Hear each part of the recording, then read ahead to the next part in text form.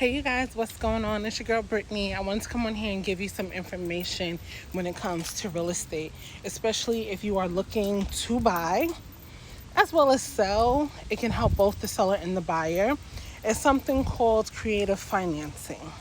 Now with creative financing, instead of utilizing the banks and hard money lenders to get money for housing and down payment and things like that, it's something that you can utilize without including the bank.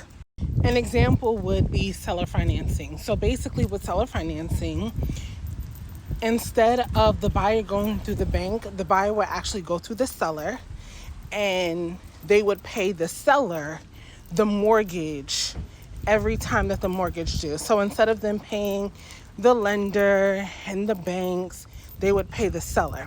Now, how can this benefit the seller? It would attract more buyers. It would also allow the seller to price their home a little bit higher.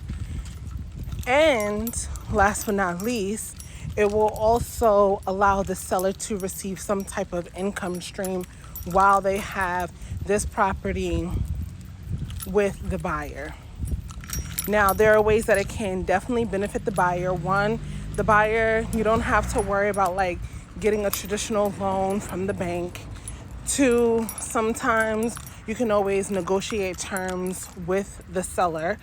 So therefore, you may have a lower mortgage payment. And then thirdly, it also helps with closing on a home faster.